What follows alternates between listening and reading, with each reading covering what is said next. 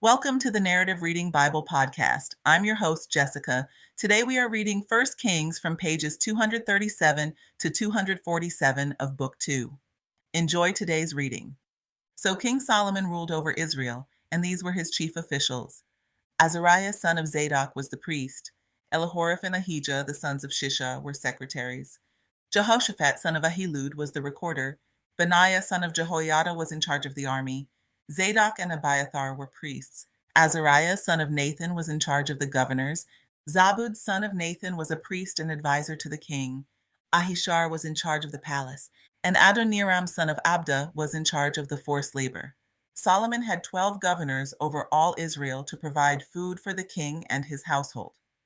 Each one would arrange provisions for 1 month of the year, and these were their names: Ben-Hur in the hill country of Ephraim, Ben-Decker in Makaz, in Shalbim, in Beth-Shemesh, and in Elon Beth-Hanan, Ben-Hesed in Aruboth, Soko, and all the land of Hepher belonged to him.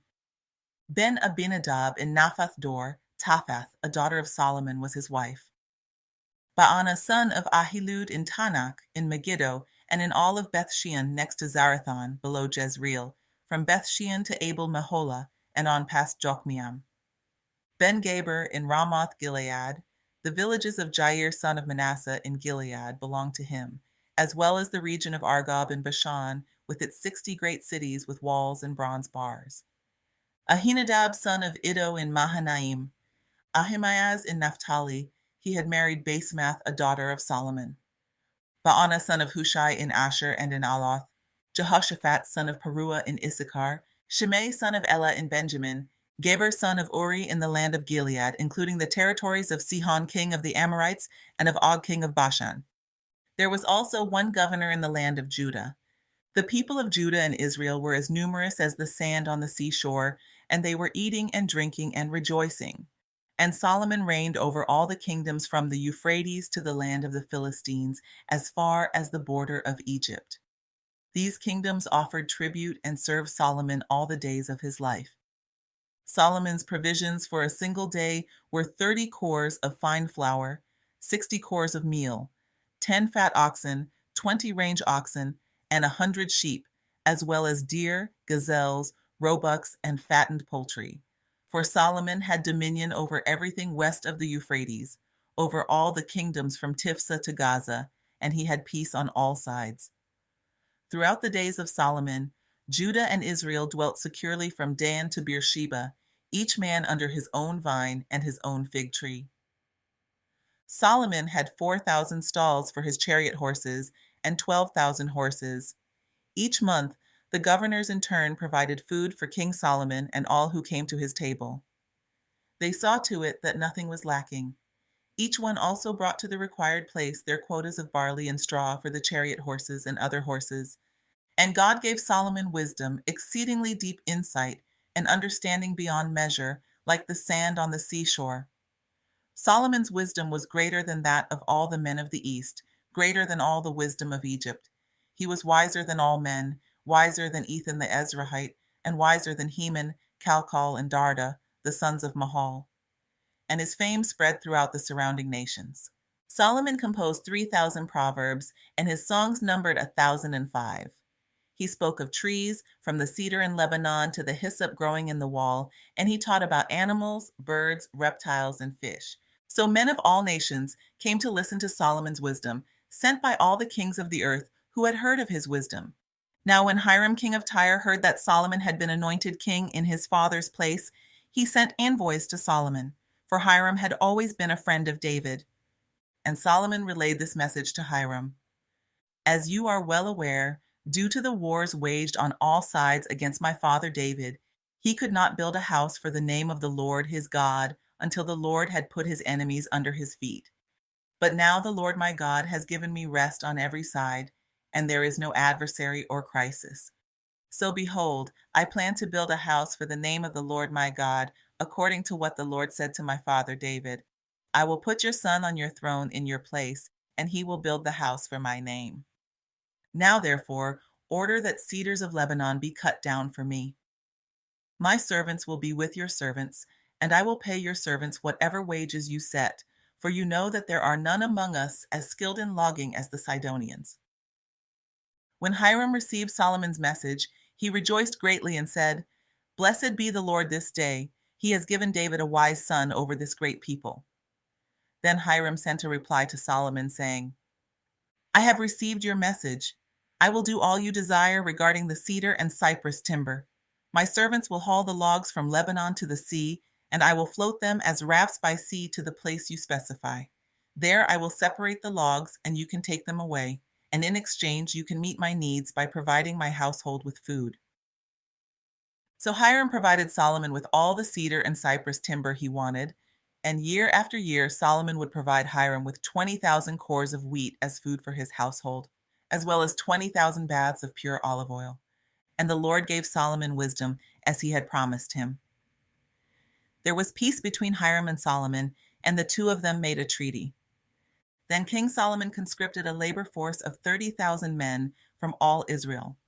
He sent them to Lebanon in monthly shifts of 10,000 men, so that they would spend 1 month in Lebanon and 2 months at home. And Adoniram was in charge of the forced labor. Solomon had 70,000 porters and 80,000 stone cutters in the mountains, not including his 3,300 foremen who supervised the workers. And the king commanded them to quarry large, costly stones to lay the foundation of the temple with dressed stones. So Solomon's and Hiram's builders, along with the Gebalites, quarried the stone and prepared the timber and stone for the construction of the temple. In the 480th year after the Israelites had come out of the land of Egypt, in the month of Ziv, the second month of the 4th year of Solomon's reign over Israel, he began to build the house of the Lord. The house that King Solomon built for the Lord was 60 cubits long, 20 cubits wide, and 30 cubits high. The portico at the front of the main hall of the temple was 20 cubits long, extending across the width of the temple and projecting out 10 cubits in front of the temple. He also had narrow windows framed high in the temple. Against the walls of the temple and the inner sanctuary, Solomon built a chambered structure around the temple in which he constructed the side rooms. The bottom floor was 5 cubits wide, the middle floor 6 cubits, and the third floor 7 cubits. He also placed offset ledges around the outside of the temple so that nothing would be inserted into its walls. The temple was constructed using finished stones cut at the quarry so that no hammer or chisel or any other iron tool was heard in the temple while it was being built. The entrance to the bottom floor was on the south side of the temple. A stairway led up to the middle level and from there to the third floor. So Solomon built the temple and finished it, roofing it with beams and planks of cedar. He built chambers all along the temple, each 5 cubits high and attached to the temple with beams of cedar.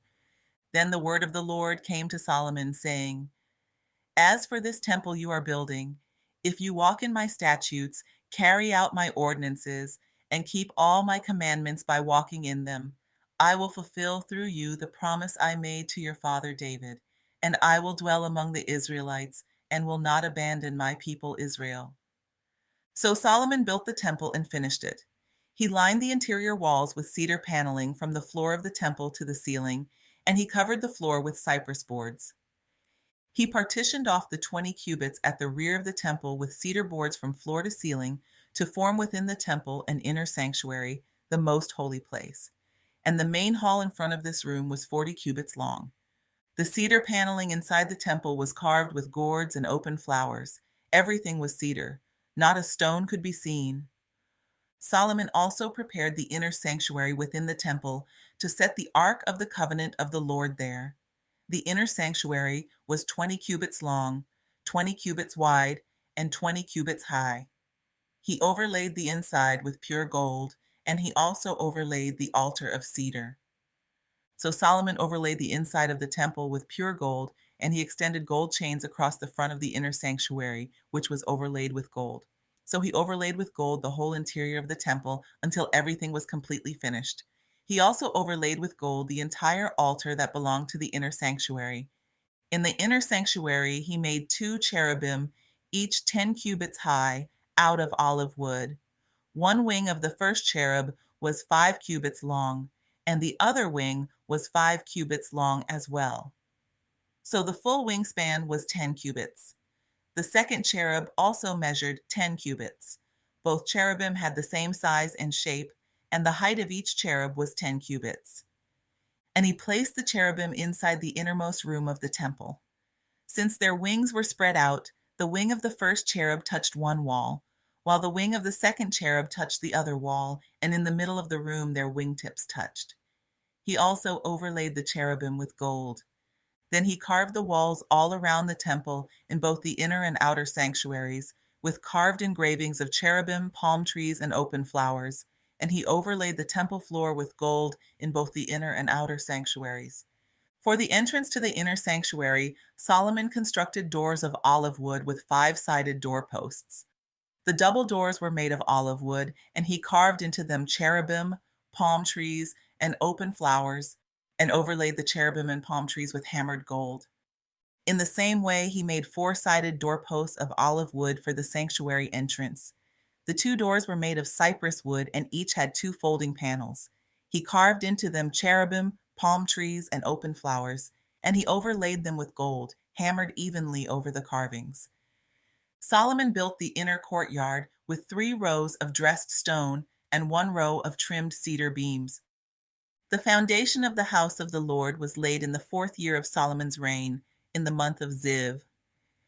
In his 11th year and 8th month, the month of Bul, the temple was finished in every detail and according to every specification, so he built the temple in 7 years. Solomon, however, took 13 years to complete the construction of his entire palace. He built the house of the forest of Lebanon 100 cubits long, 50 cubits wide, and 30 cubits high, with 4 rows of cedar pillars supporting the cedar beams.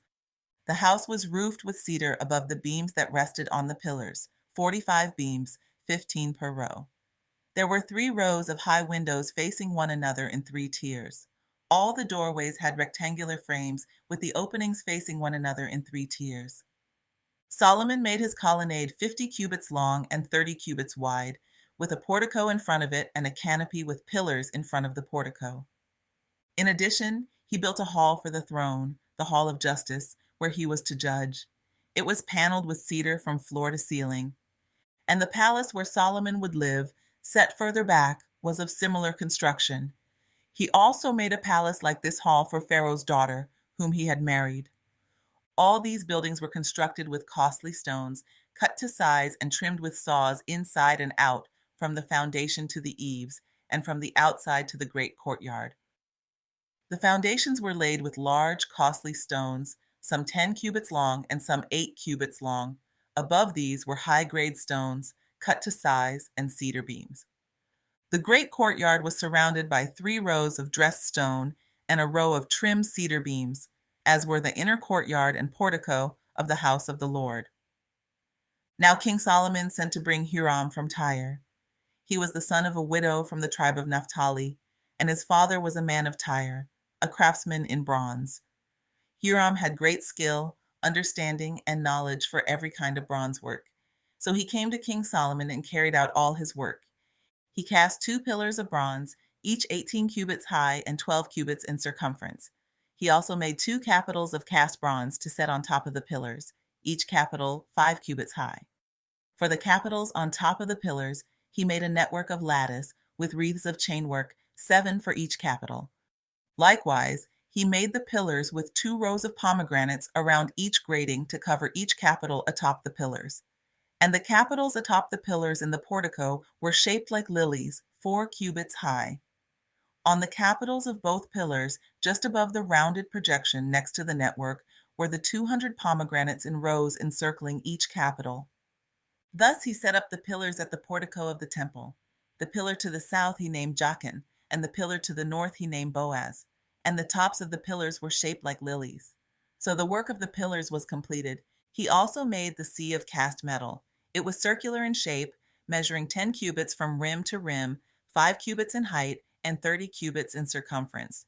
Below the rim, ornamental buds encircled it, 10 per cubit all the way around the sea, cast in 2 rows as a part of the sea.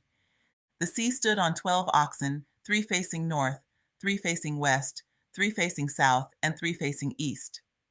The sea rested on them, with all their hindquarters toward the center. It was a handbreadth thick, and its rim was fashioned like the brim of a cup, like a lily blossom. It could hold 2,000 baths. In addition, he made 10 movable stands of bronze, each 4 cubits long, 4 cubits wide, and 3 cubits high. This was the design of the stands. They had side panels attached to uprights, and on the panels between the uprights were lions, oxen, and cherubim. On the uprights was a pedestal above, and below the lions and oxen were wreaths of beveled work. Each stand had 4 bronze wheels with bronze axles, and a basin resting on 4 supports with wreaths at each side. The opening to each stand inside the crown at the top was 1 cubit deep, with a round opening like the design of a pedestal, a cubit and a half wide, and around its opening were engravings, but the panels of the stands were square, not round. There were 4 wheels under the panels, and the axles of the wheels were attached to the stand. Each wheel was a cubit and a half in diameter. The wheels were made like chariot wheels. Their axles, rims, spokes, and hubs were all of cast metal. Each stand had 4 handles, one for each corner, projecting from the stand. At the top of each stand was a circular band half a cubit high. The supports and panels were cast as a unit with the top of the stand. He engraved cherubim, lions, and palm trees on the surfaces of the supports and panels, wherever each had space, with wreaths all around. In this way, he made the 10 stands, each with the same casting, dimensions, and shape. He also made 10 bronze basins, each holding 40 baths and measuring 4 cubits across, 1 basin for each of the 10 stands. He set 5 stands on the south side of the temple and 5 on the north, and he put the sea on the south side at the southeast corner of the temple. Additionally, Hiram made the pots, shovels, and sprinkling bowls. So Hiram finished all the work that he had undertaken for King Solomon in the house of the Lord: the 2 pillars, the 2 bowl-shaped capitals atop the pillars, the 2 sets of network covering both bowls of the capitals atop the pillars, the 400 pomegranates for the 2 sets of network, 2 rows of pomegranates for each network covering both the bowl-shaped capitals atop the pillars, the 10 stands, the 10 basins on the stands, the sea, the 12 oxen underneath the sea, and the pots, shovels, and sprinkling bowls. All the articles that Hiram made for King Solomon in the house of the Lord were made of burnished bronze.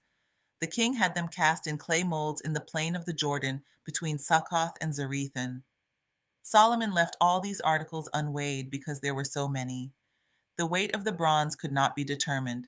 Solomon also made all the furnishings for the house of the Lord: the golden altar, the golden table on which was placed the bread of the presence, the lampstands of pure gold in front of the inner sanctuary, 5 on the right side and 5 on the left, the gold flowers, lamps, and tongs, the pure gold basins, wick trimmers, sprinkling bowls, ladles, and censers, and the gold hinges for the doors of the inner temple, that is, the most holy place, as well as for the doors of the main hall of the temple.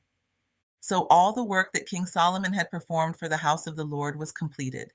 Then Solomon brought in the items his father David had dedicated, the silver, the gold, and the furnishings, and he placed them in the treasuries of the house of the Lord. At that time, Solomon assembled before him in Jerusalem the elders of Israel, all the tribal heads and family leaders of the Israelites, to bring up the ark of the covenant of the Lord from Zion, the city of David. And all the men of Israel came together to King Solomon at the feast in the 7th month, the month of Ethanim. When all the elders of Israel had arrived, the priests took up the ark, and they brought up the ark of the Lord and the tent of meeting with all its sacred furnishings. So the priests and Levites carried them up. There, before the ark, King Solomon and the whole congregation of Israel who had assembled with him sacrificed so many sheep and oxen that they could not be counted or numbered. Then the priests brought the ark of the covenant of the Lord to its place in the inner sanctuary of the temple, the most holy place, beneath the wings of the cherubim. For the cherubim spread their wings over the place of the ark and overshadowed the ark and its poles. The poles extended far enough that their ends were visible from the holy place in front of the inner sanctuary, but not from outside the holy place, and they are there to this day. There was nothing in the ark except the 2 stone tablets that Moses had placed in it at Horeb, where the Lord had made a covenant with the Israelites after they had come out of the land of Egypt. And when the priests came out of the holy place, the cloud filled the house of the Lord, so that the priests could not stand there to minister because of the cloud. For the glory of the Lord filled the house of the Lord. Then Solomon declared, "The Lord has said that he would dwell in the thick cloud. I have indeed built you an exalted house and a place for you to dwell forever." And as the whole assembly of Israel stood there, the king turned around and blessed them all and said, Blessed be the Lord, the God of Israel, who has fulfilled with his own hand what he spoke with his mouth to my father David, saying, Since the day I brought my people Israel out of Egypt, I have not chosen a city from any tribe of Israel in which to build a house so that my name would be there. But I have chosen David to be over my people Israel. Now it was in the heart of my father David to build a house for the name of the Lord, the God of Israel. But the Lord said to my father David, Since it was in your heart to build a house for my name, you have done well to have this in your heart. Nevertheless, you are not the one to build it, but your son, your own offspring, will build the house for my name. Now the Lord has fulfilled the word that he spoke. I have succeeded my father David, and I sit on the throne of Israel as the Lord promised. I have built the house for the name of the Lord, the God of Israel. And there I have provided a place for the ark, which contains the covenant of the Lord that he made with our fathers when he brought them out of the land of Egypt. Then Solomon stood before the altar of the Lord in front of the whole assembly of Israel, spread out his hands toward heaven, and said, O Lord, God of Israel, there is no God like you in heaven above or on earth below, keeping your covenant of loving devotion with your servants who walk before you with all their hearts. You have kept your promise to your servant, my father David. What you spoke with your mouth, you have fulfilled with your hand this day. Therefore now, O Lord, God of Israel, keep for your servant, my father David, what you promised when you said, You will never fail to have a man to sit before me on the throne of Israel, if only your descendants guard their way to walk before me as you have done. And now, O God of Israel, please confirm what you promised to your servant, my father David. But will God indeed dwell upon the earth? Even heaven, the highest heaven, cannot contain you, much less this temple I have built. Yet regard the prayer and plea of your servant, O Lord my God, so that you may hear the cry and the prayer that your servant is praying before you today. May your eyes be open toward this temple night and day, toward the place of which you said, My name shall be there, so that you may hear the prayer that your servant prays toward this place. Hear the plea of your servant and of your people Israel when they pray toward this place. May you hear from heaven, your dwelling place. May you hear and forgive.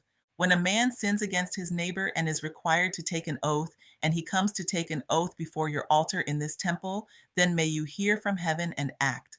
May you judge your servants, condemning the wicked man by bringing down on his own head what he has done, and justifying the righteous man by rewarding him according to his righteousness. When your people Israel are defeated before an enemy because they have sinned against you, and they return to you and confess your name, praying and pleading with you in this temple, then may you hear from heaven and forgive the sin of your people Israel. May you restore them to the land you gave to their fathers. When the skies are shut and there is no rain, because your people have sinned against you, and they pray toward this place and confess your name, and they turn from their sins because you have afflicted them, then may you hear from heaven and forgive the sin of your servants, your people Israel, so that you may teach them the good way in which they should walk. May you send rain on the land that you gave your people as an inheritance. When famine or plague comes upon the land, or blight or mildew or locusts or grasshoppers, or when their enemy besieges them in their cities, whatever plague or sickness may come, then may whatever prayer or petition your people Israel make, each knowing his own afflictions and spreading out his hands toward this temple, be heard by you from heaven, your dwelling place. And may you forgive and act, and repay each man according to all his ways, since you know his heart, for you alone know the hearts of all men, so that they may fear you all the days they live in the land that you gave to our fathers. And as for the foreigner who is not of your people Israel, but has come from a distant land because of your name, for they will hear of your great name and mighty hand and outstretched arm, when he comes and prays toward this temple, then may you hear from heaven, your dwelling place, and do according to all for which the foreigner calls to you. Then all the peoples of the earth will know your name and fear you, as do your people Israel, and they will know that this house I have built is called by your name. When your people go to war against their enemies, wherever you send them, and when they pray to the Lord in the direction of the city you have chosen, and the house I have built for your name, then may you hear from heaven their prayer and their plea, and may you uphold their cause. when they sin against you, for there is no one who does not sin. And you become angry with them and deliver them to an enemy who takes them as captives to his own land, whether far or near. And when they come to their senses in the land to which they were taken, and they repent and plead with you in the land of their captors, saying, we have sinned and done wrong, we have acted wickedly. And when they return to you with all their heart and soul in the land of the enemies who took them captive, and when they pray to you in the direction of the land that you gave to their fathers, the city you have chosen, and the house I have built for your name, then may you hear from heaven, your dwelling place, their prayer and petition, and may you uphold their cause. May you forgive your people who have sinned against you, and all the transgressions they have committed against you, and may you grant them compassion in the eyes of their captors to show them mercy.